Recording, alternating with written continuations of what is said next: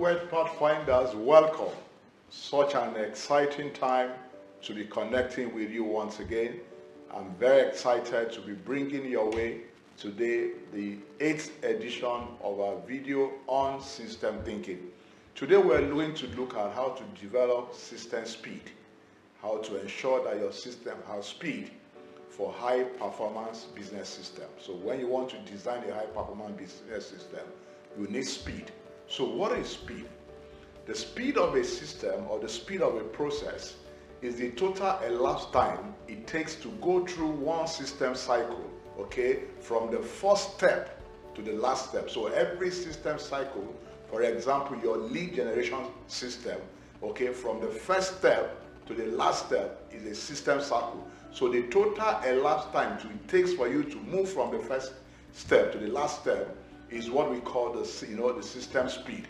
And this includes the idle time between switching from one step to another, going from one step to another. The idle time is included, okay, in your system speed.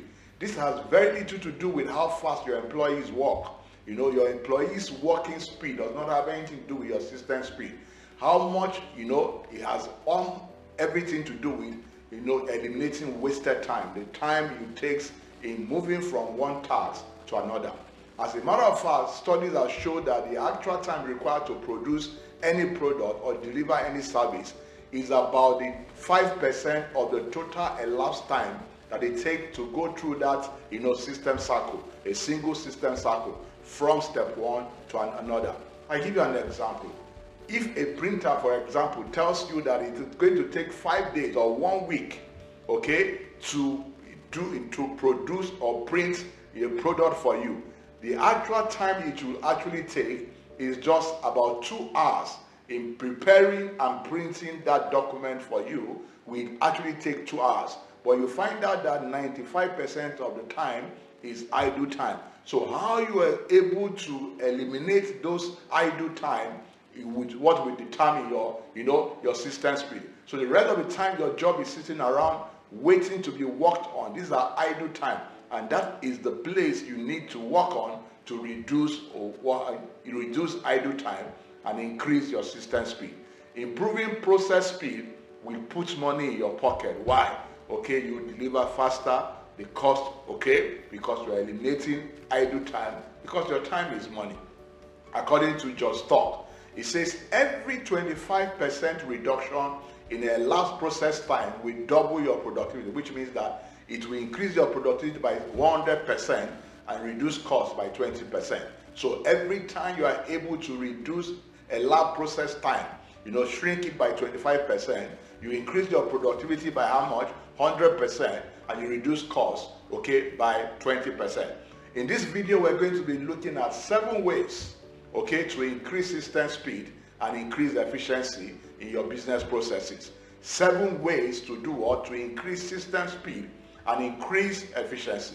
There are actually many other ways to improve efficiency and apply, this to it doesn't matter which business function, whether it's marketing, whether it's sales, whether it's operation, whether it's finance, whether it's human resources. There are the same way to increase the speed and increase, okay, the efficiency. So let's look at 7 ways to increase your efficiency. The first one we want to look at is what? Create a smooth running system, okay, with no unnecessary step or little or no idle time between steps. So once you are doing your system engineering or re-engineering, what you need to look out for is what? Are there unnecessary steps, okay, in those steps in your system cycle? Are they steps that are not necessary? Okay, are they idle time in between steps? So one of the ways to increase speed to ensure that you remove unnecessary step, you remove redundancy, okay, and reduce idle time. Once you're able to do that, okay, you're going to find out that the speed of your system will increase. One of the things you must do as much as possible is to synchronize your operations with sales order. What am I saying? What am I talking about? I'm talking about trying to ensure that you don't have overproduction, so you are producing based on demand. You don't have inventory built up because that's going to add to your cost. All right. So one of the things you need to do to increase speed is to synchronize your operation with sales order. So as sales order comes, okay, you are meeting the order. So you are not building up inventory, you are not overproducing, okay, because that comes with its own cost. The second way to improve system speed and improve efficiency is to improve your quality. We have talked about the quality of your system. You know, your system is a function of the process and the components, you know, plus error, okay? So it's when you reduce this error, okay, that is when you increase the speed. So you improve quality by reducing to the barest minimum the wasted time on rework, on repair, on reprocessing, okay? So you are going to ensure that you are not accumulating defect, okay, for later handling. So once you identify defect, what are you going to do? You are going to stop the process if necessary, fix the problem before continuing. So you are not accumulating what? Defect, and say postponing defect for a later time. That could affect your system quality and ensure that you are not achieving the right speed for your system and the right efficiency. So don't accumulate defect. Handle defect as you notice them, stop the process, fix it before you continue. The third way you can improve system efficiency is to look for bottlenecks in the process.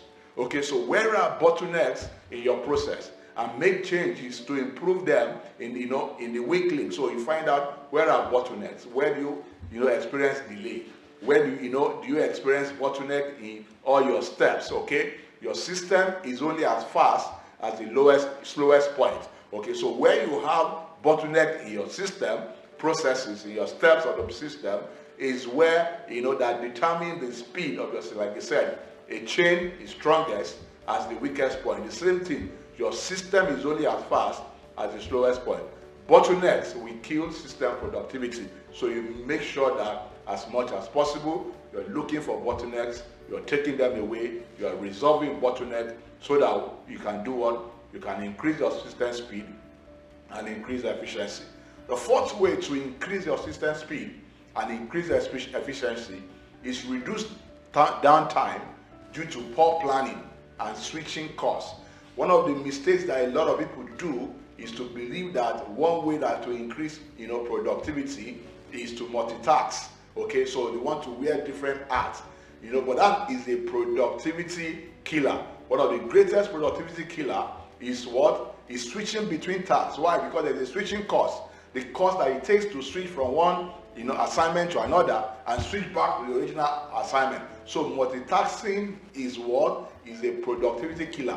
In fact, as a matter of fact, it says that the time delay that it costs about 25% delay in switching from one task to another. And we are saying that if you reduce your idle time by 25%, you can increase productivity by what? By 100%. So think about it. If you now have to do what? Increase idle time by 25%, very likely, that can have a huge negative impact, okay, on your productivity, on your efficiency, and the speed of your system. The fifth way to improve your system speed is to simplify, where possible. Make sure that you are simplifying, your process. So it means that as much as possible, reduce to the barest minimum complexity in your process. You want to reduce complexity. You want to reduce customization. So you're not customizing for one person, okay? There must be a standard. You need to reduce complexity, customization, exception. You are not, creating exception in your product and your services. You keep to a standard for all customers. So the moment you begin to introduce complexity, you're going to reduce the speed, okay, of your system. And one of the ways that you introduce, complexity to your system is through customization, trying to make custom product for some people, custom service for some people, try to give exception in your product and your services. This will introduce complexity and reduce the efficiency and the speed of your system. So as much as possible, eliminate excessive employee discretion. So don't allow employee to use their discretion. You need to put in adequate policies and procedures so that an absence or inadequate policies and procedures will not lead to employees using their discretion excessively. Once you have that, you don't have a system. So you must have policies, you must have procedures that shows people how the work is done, so that they're not using their discretion. The more you allow employee to use their discretion, the more they're not going to follow the process and the system, and the more it will going to affect your system speed. So we look at the sixth way, to improve your system speed and improve efficiency. Elevate employee performance. How? With training, with accountability. Okay, so there must be an accountable partner. There must be somebody holding them accountable for their assignment. Performance standard. It must be established. What is the performance standard? Reporting. Recognition and incentive. So it's not only important that you punish poor performance. You must reward good performance. So it has about training, it's about accountability, it's about performance standard, reporting, so that people are reporting what they are doing and their work can be visible, recognition and incentive. So you need to provide a safe and pleasurable work environment. We talked about that when we talk about people as the most important component. So this will improve good communication within the system and ensure that your system is running at an efficiency level, that delivers quality output to your customers at the speed that you like, on a consistent basis. And the seventh one, the last and not the least, we're just looking at 7 for today's video. Measure and monitor system speed and quality. So we have talked about system quality, reducing the error, system speed, the time it takes between the first step to the last step of your process, including the idle time. Do you have a measure to monitor?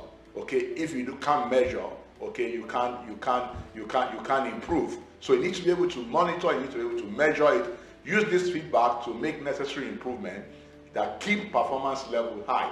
According to Brain Tracy, it says continuous practice of a key skill reduces the time required to perform that task and increase the output achieved. So it's very, very, very important, that you make sure that your people are improving in what they are doing with continuous improvement, doing the same thing, that will increase the speed. Speed improves with improved skill. When the same people do the same thing repeatedly with continuous improvement, when they get really good at their job, what happens? The speed increases, because every time they are improving their skill, they are looking for a good way of doing things. But on the other hand, employee turnover takes a heavy toll on productivity when people don't have the right environment. They are not improving on their work. And what happens? Once there is inefficiency, it will lead to employee turnover, and that will have a heavy toll on the productivity. So as we close and conclude, it's important that we know there is a great payoff and benefit, for system efficiency. And what are they? An efficient process offers several benefits, a lot of benefits. Such that include it creates higher employee productivity and work satisfaction.